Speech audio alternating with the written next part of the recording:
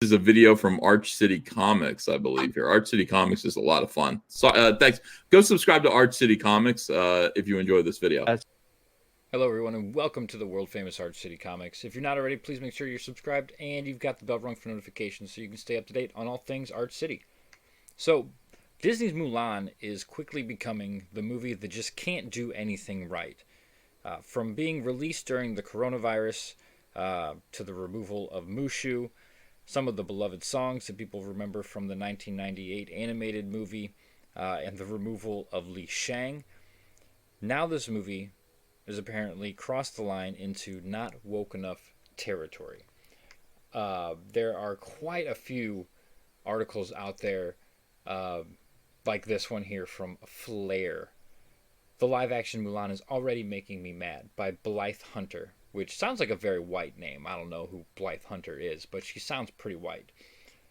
She goes on to say, I was so scared when Disney first announced the live action Mulan movie.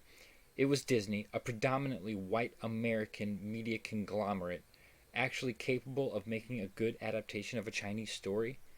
Well, now, most of us know that Disney is pretty famous at this point for being overly woke, if that is a thing. But this lady goes on to say, we're looking at a nearly all-white production team. The director, the writers, cinematographer, set director, editor, costume designer, and most of the producers and art directors are all white. At this point, it's just some East Asian people speaking dialogue, wearing costumes, and sitting on sets that were written and created by white people. While I know the actors will do a good job with what they're given, it feels almost like they're just puppets. And she's not the only one who feels this way. There was an article put out by Bounding Into Comics here by John F. Trent of Disney Mulan accused of being too white behind the camera. Now, I will warn you, there is some very racist language in this article, but we're going to read some of it anyway. They cover an article from Metro UK by Kejav Kant, who is apparently very, very racist towards white people. Some of the things he says are it's intense. It's very intense.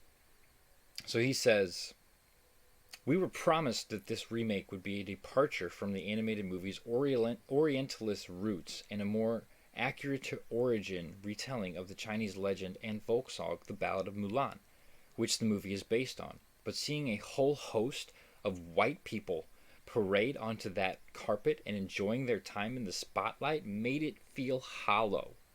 Oh my God. God forbid white people get jobs in the industry. Kant then takes issue with the removal of Li Shang from the film and blames it on the white people.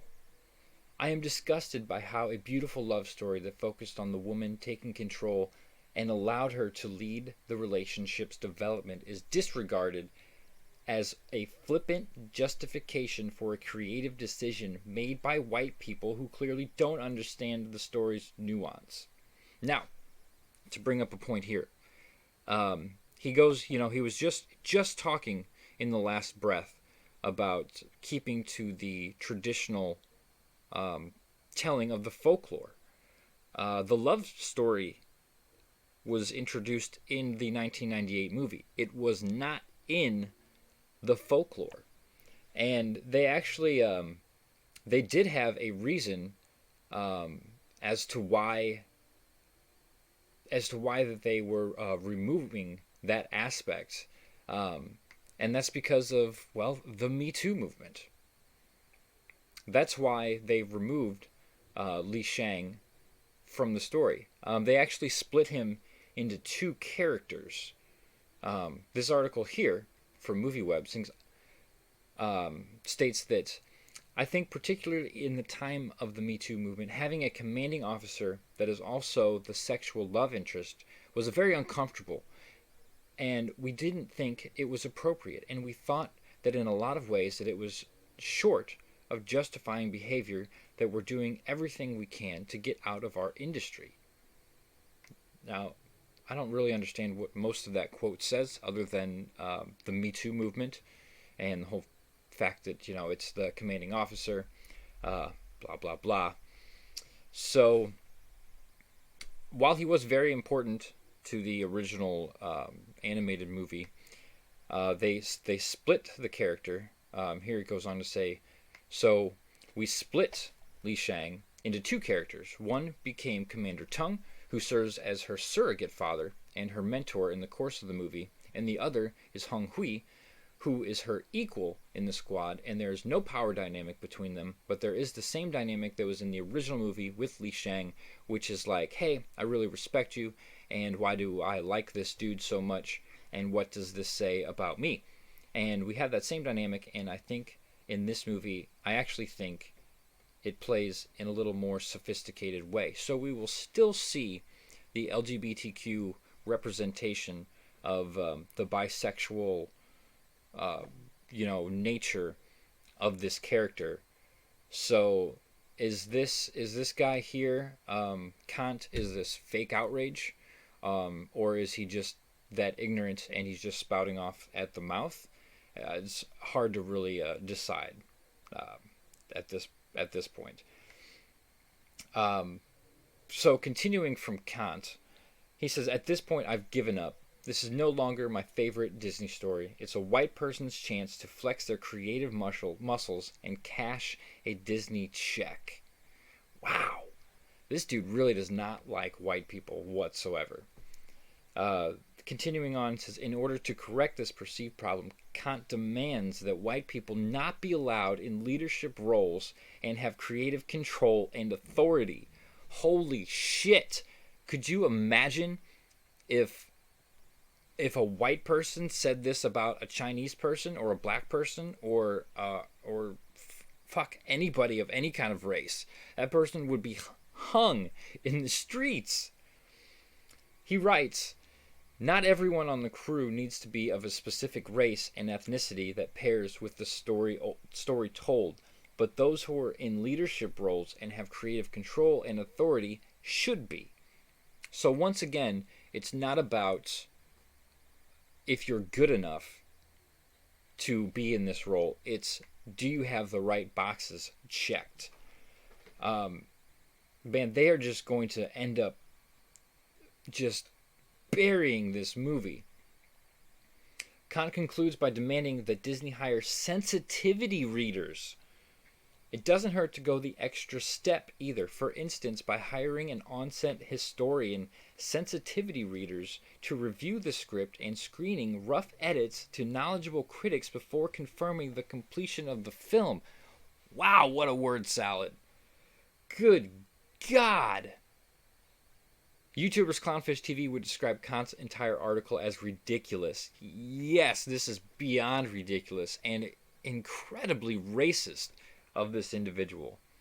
So I just feel terrible for this movie. Not only is it releasing, or they're trying to release this during this coronavirus outbreak that has a lot of movie theaters shut down.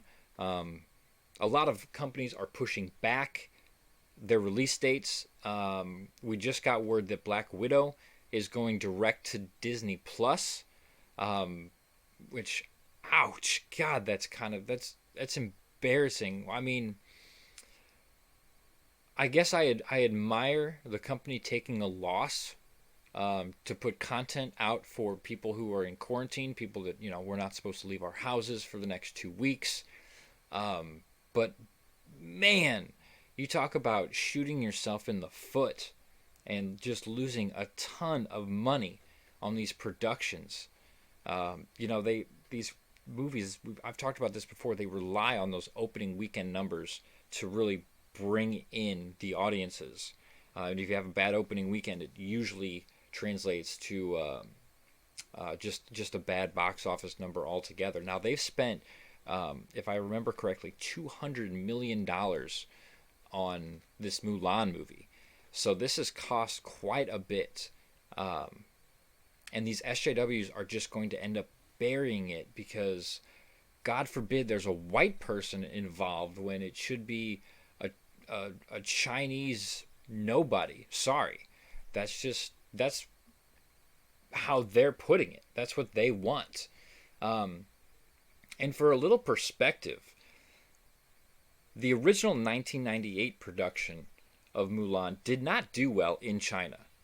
Not at all. It made like 30 grand. 30 grand on its opening weekend. I mean, that is absolutely nothing. Chinese people did not like the fact they didn't like Mushu. Um, that was it did not sit well with their audiences to see the dragon, um, because it wasn't a traditional Chinese dragon. It just didn't go over well. Also, um, Chinese government has been known to censor a lot of LGBTQ movies and television.